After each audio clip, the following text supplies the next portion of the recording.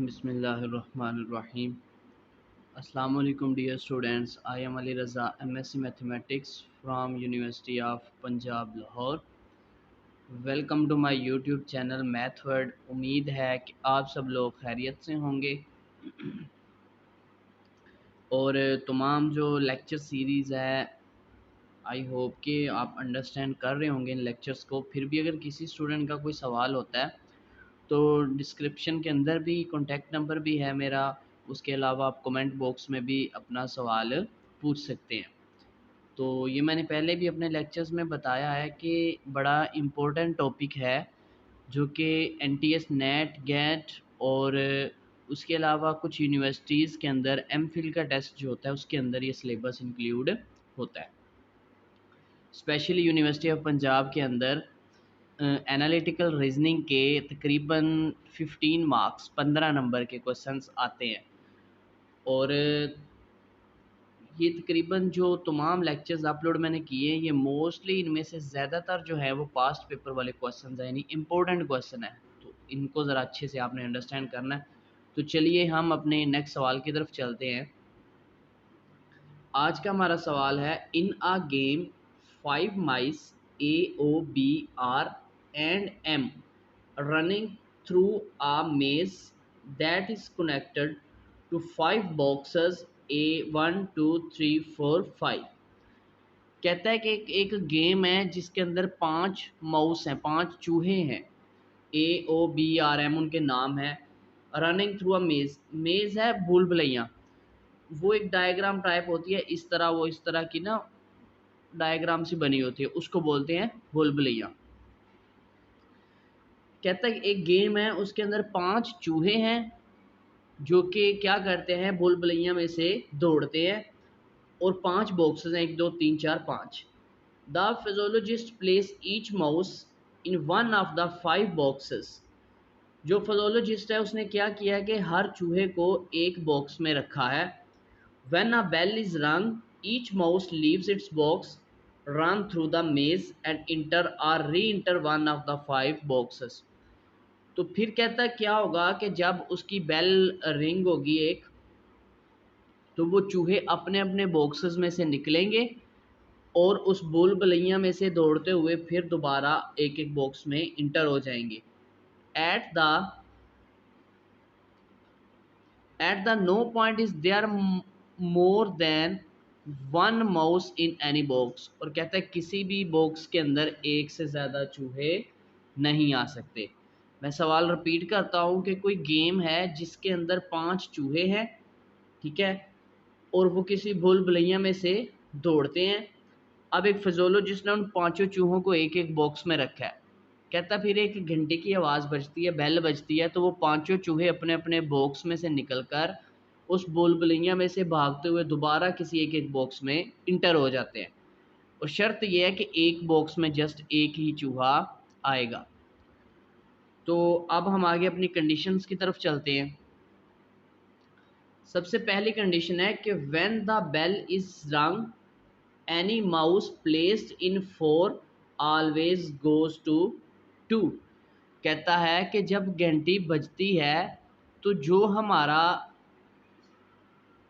चूहा जो था वो 4 नंबर बॉक्स में था, वो क्या करेगा, वो हमेशा वहाँ से निकलकर 2 नंबर बॉक्स में चला जाएगा। इसको ये मैं कोड वर्ड फॉर्म में, नहीं शॉर्ट फॉर्म में इस तरह लिख दिया कि 4 से निकलकर 2 में जाएगा। Any mouse placed in 2 is always goes to 4। और कहता है कि अगर वो 2 में होगा तो 4 में जाएगा। पहली कंडीशन ये है कि जब घंटी बजती है तो जो चूहा 4 नंबर बॉक्स में होगा वो 4 से 2 में जाएगा, और जो 2 में होगा वो 2 से 4 में जाएगा, ठीक है, या 4 से 2 में या 2 से 4 में। ये कंडीशन है। उसके बाद दूसरी कंडीशन है हमारी, when the bell is rung any mouse placed in 5 goes to 3 and any mouse placed in 3 goes to 5। अब दूसरी कंडीशन ये है कि कहता है जब घंटी बजती है, बेल बजती है, तो ऐसा चूहा जो बॉक्स नंबर 5 में है वो वहाँ से निकल के 3 में जाएगा, और जो 3 में होगा वो 5 में आ जाएगा। यानी कि 5 में से निकल से 3 के और 3 में से 5 में। ये हमारे पास कंडीशन नंबर 2 है। उसके बाद नेक्स्ट कंडीशन है m is neither in 3 nor in 4, कि जो m चूहा m है जिसका नाम रखा हुआ है वो 3 और 4 बॉक्स में कभी भी नहीं जाएगा। इफ़ b इज़ इन 1, अगर b हमारे पास बॉक्स नंबर 1 में है तो r इज़ इन 2, तो r फिर बॉक्स नंबर 2 में होगा। नेक्स्ट कंडीशन है इफ़ m इज़ इन 2, कि अगर m जो है वो 2 नंबर बॉक्स में है तो फिर जो r है वो 5 नंबर बॉक्स में होगा। तो हम क्या करते हैं, हम अपनी कंडीशंस को एक दफ़ा दोबारा देख लेते हैं। तो पहली कंडीशन थी हमारी, साथ इनको हम शॉर्ट फॉर्म में लिखते जाते हैं।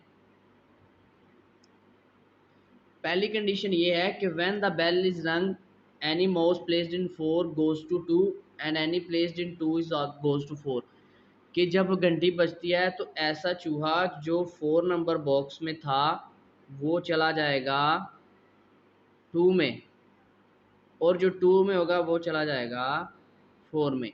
ये थी हमारे पास कंडीशन 1। उसके बाद हमारे पास कंडीशन नंबर 2 क्या है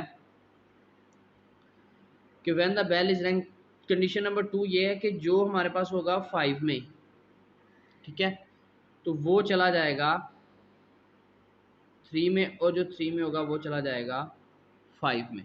ये कंडीशन नंबर 2 थी। उसके बाद कंडीशन नंबर 3 थी कि m जो होता है, m ना तो 3 में है ना 4 में है, तो इसका मतलब है कि जो फिर m है हमारा, हम m को इस तरह लिख देते हैं कि जो m है, m है वो ना तो 3 में होगा और ना ही 4 में। ये मैंने इसको क्रॉस लगा दिया। उसके बाद नेक्स्ट कंडीशन है कि अगर b जो होता है वो 1 में है, r जो होता है वो किस में होगा, 2 में। मतलब कि अगर जो हमारे पास b है वो चला जाता है 1 में, तो फिर जो r है वो चला जाएगा 2 में। उसके बाद नेक्स्ट कंडीशन है कि अगर m जो है वो 2 में है तो r 5 में है। इट्स मीन अगर m जो है वो है 2 में तो r कहाँ चला जाएगा, 5 में। ये हमारी कंडीशन थी जो कि हमने इसको शॉर्ट फॉर्म में लिख दिया ताकि हमें बार बार पीछे से सवाल वाली कंडीशंस ना पढ़नी पड़े। उन कंडीशंस को मैंने शॉर्ट फॉर्म में लिख दिया। तो चलिए अब हम अपने सवाल की तरफ चलते हैं।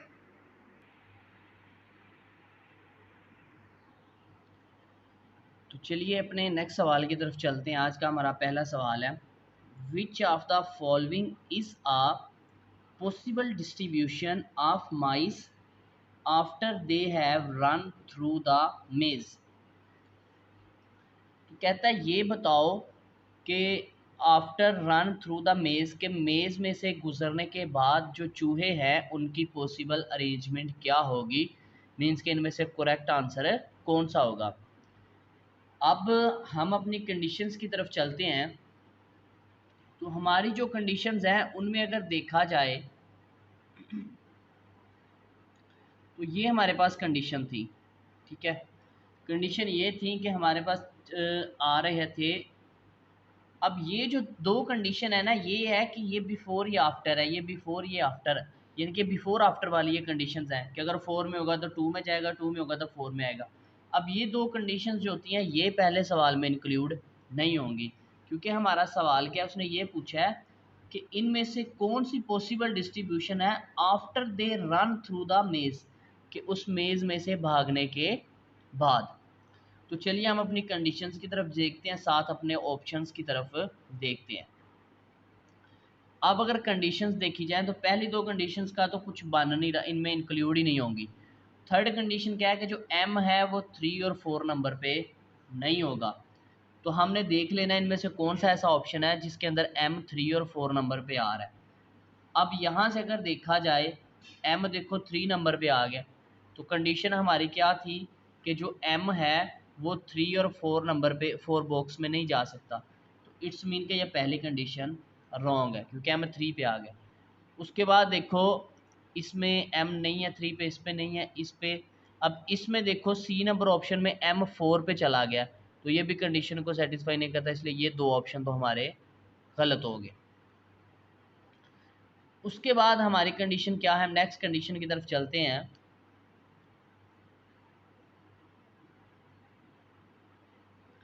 नेक्स्ट कंडीशन ये है कि हमारे पास नेक्स्ट कंडीशन ये बन रही थी कि अगर बी जो है वो 1 में चला जाए तो जो आर है वो 2 में जाएगा। हमने देखना अपनी ऑप्शन के अंदर। अब ये देखो जो थर्ड वाला एमसीक्यूज है उसमें अगर देखा जाए तो बी 1 पे आर है, तो इसका मतलब है कि अगर बी 1 में जाएगा तो आर किस में जाएगा, 2 में। तो यहाँ पे अगर देखा जाए तो आर हमारा 2 पे नहीं आ रहा, तो इसलिए ये वाला ऑप्शन भी गलत है, क्योंकि अगर बी 1 पे आ रहा है तो आर 2 पे आना चाहिए। उसके बाद हमारे पास बचा ऑप्शन बी और ई। अब बी को देख लेते हैं। बी में देखो एम हमारा 2 नंबर पे आ रहा है। एम के ऊपर कंडीशन, क्योंकि ओ के ऊपर कंडीशन नहीं थी इसलिए हमने ओ नहीं देखा। एम देख लो, एम उसने बोला है कि अगर 2 नंबर पे आता है तो आर 5 नंबर पे आएगा। तो देखो एम 2 नंबर पे तो आ रहा है लेकिन आर 5 पे नहीं आ रहा, तो इसलिए ये वाला ऑप्शन भी गलत है। अब बचा एक ऑप्शन लास्ट वाला ये। इसमें देखा जाए तो एम जो है वो 1 पे है, तो 1 पे तो कोई कंडीशन नहीं थी एम पे, और आर 2 पे इस पे भी कोई कंडीशन है नहीं थी बी वाली। तो इसका मतलब यही एक ऑप्शन बचा है, तो यही हमारे पास करेक्ट आंसर ऑप्शन है E. Option E is our correct answer.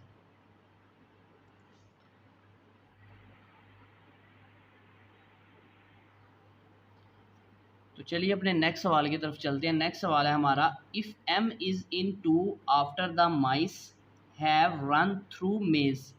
कि कहता है अगर एम जो है हमारा वो 2 नंबर बॉक्स में जाता है भागने के बाद और मेज़ में से गुजरने के बाद, यानी कि वो जो हमारी इस तरह की होती है, वो इस तरह की ना, इस तरह का होता है ये भूल भुलैया ना, यानी कि इस तरह का वो चोर होता है कुछ, उसमें से ऐसे लाइन रास्ते से बने होती है। अब कहता है कि R must have been in which of the following before running through the maze. ये बताओ कि भागने से पहले आर किस बॉक्स में होगा।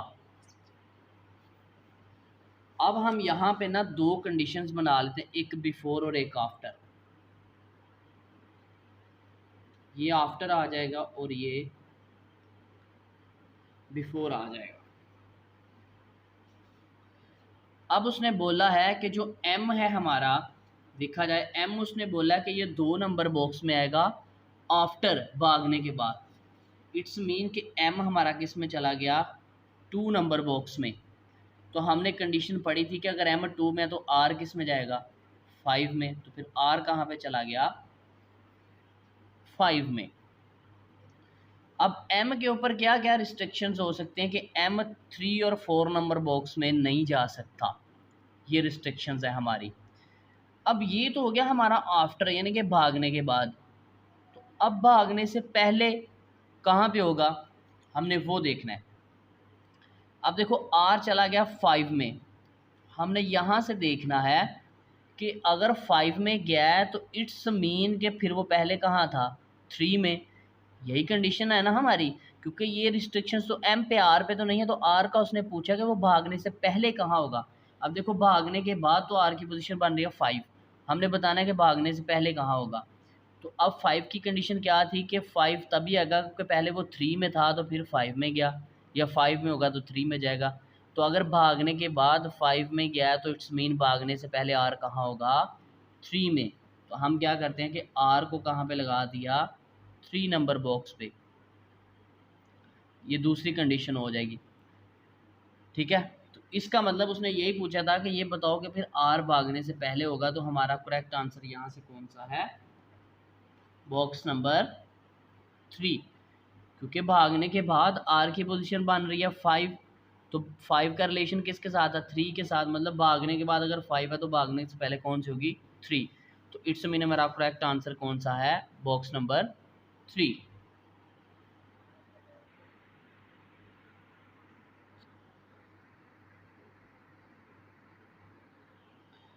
नेक्स्ट सवाल हमारा ये है, if A is in 5 after the mice have run through the मेज।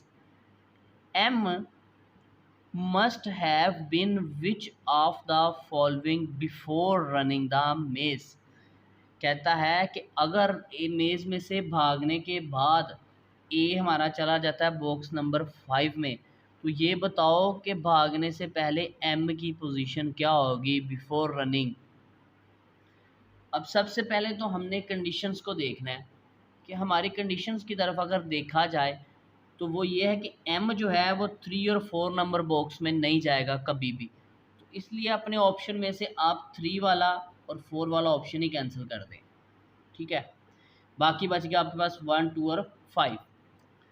अब उसने बोला है कि ए जो है वो भागने के बाद गया 5 में, तो इसका मतलब है कि ए का 5 का ताल्लुक किसके साथ है, 3 के साथ। तो इट्स मीन के भागने से पहले ए किस में था, 3 में, और भागने के बाद कहाँ गया, 5 में। तो इसका मतलब है कि 5 वाला बॉक्स जो ये है हमारा, ये भी नहीं आएगा। क्यों? क्योंकि ए जो है वो पहले 3 में था, तो फिर भागने के बाद फिर ही 5 में पॉसिबल हो सकता है ना। तो अगर ए 5 में आया तो इट्स मीन के पहले वो 3 में था, तो इसलिए 5 भी कभी भी एम के लिए नहीं आएगा। बाकी बचा 2 और 1। अब अगर हम एम को रखें 2 में भागने से पहले, तो इट्स मीन को फिर भागने के बाद एम को 4 में जाना चाहिए। हमने तो कंडीशन पढ़ी कि एम 4 में आ ही नहीं सकता, तो इसका मतलब 2 का रिलेशन 4 के साथ है, तो फिर 2 भी नहीं आ सकता हमारे पास ऑप्शन। क्यों? क्योंकि जो हमारा एम है वो हमारा 2 का रिलेशन 4 के साथ है। तो अगर हम एम भागने से पहले 2 में है तो फिर भागने के बाद 4 में जाएगा, तो 4 में तो एम जा ही नहीं सकता। तो इसका मतलब फिर 2 के साथ भी एम का ताल्लुक नहीं बनेगा, इसलिए ऑप्शन बचा 1। तो यही हमारा करेक्ट आंसर है होगा कि जो एम है वो भागने से पहले बॉक्स नंबर 1 में होगा।